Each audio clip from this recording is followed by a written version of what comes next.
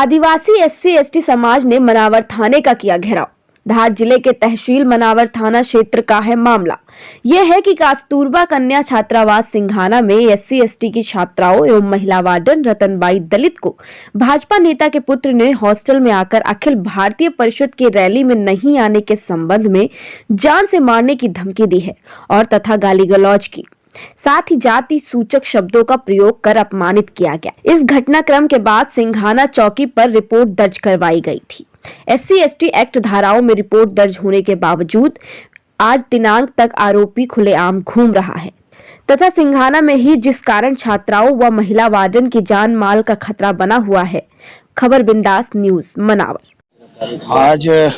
आज हमारा जो आंदोलन था, एक पीड़ित महिला अधीक्षिका जिसको भाजपा नेता पुत्र सिंघाना का जो है उसने मानसिक रूप से प्रताड़ित किया, आर्थिक रूप से परेशान किया और हमारी जो आदिवासी बालिकाएं उस हॉस्टल में रहती है उनका आगामी दिनों में एग्जाम भी है।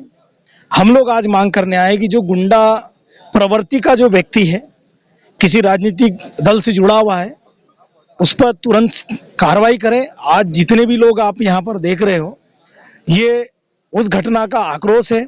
समाज, चाहे वो एसटी समाज हो या अन्य समाज है, सारे समाज यहाँ पर एकत्रित होकर न्याय की बात करने के लिए आए हैं। और हम लोगों ने माननीय एसडीओपी साहब, टीआई साहब, चौकी प्रभारी महोदय, इन तीनों से हमने निवेदन किया कि जल्द से जल्द गिरफ्तार करें। हम लोगों की मांग है कि ऐसा व्यक्ति जो आदतन गुंडा बदमाश है वो बाहर रहेगा। बच्चों को भय है, पालकों को डर है, शिक्षिका जो हॉस्टल अधीक्षिका है उसको डर है।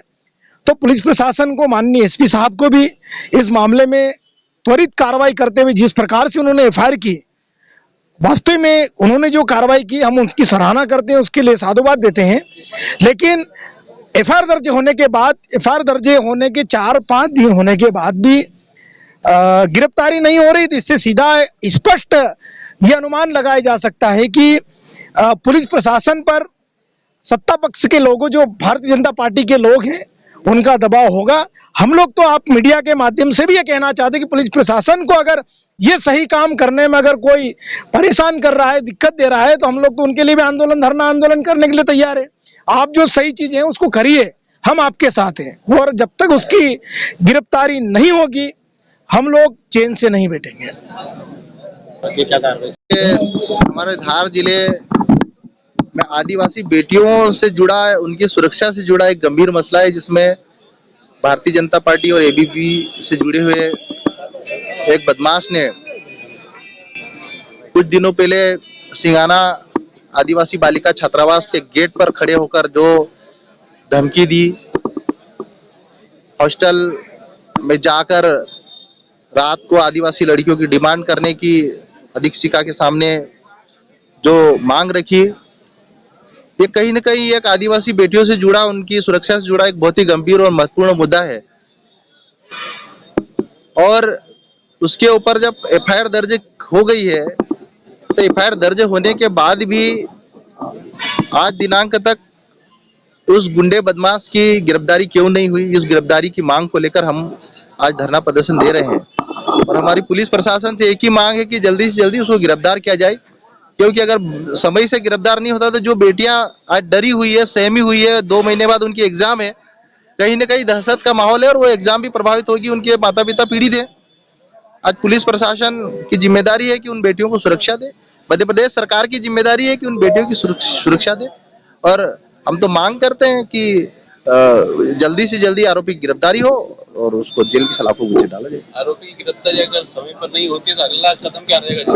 देखिए, जयेश का अगला कदम बड़ा होगा और निश्चित ही हम लोग पूरे धार जिले के जयेश युवा मिलकर एक बड़ा प्रदर्शन करेंगे और हो सकता है उसमें पूरे धार जिले के हजारों की संख्या में युवा आएंगे और प्रदर्शन के माध्यम से हम लोग अपनी मांग के लिए लड़ाई लड़ेंगे।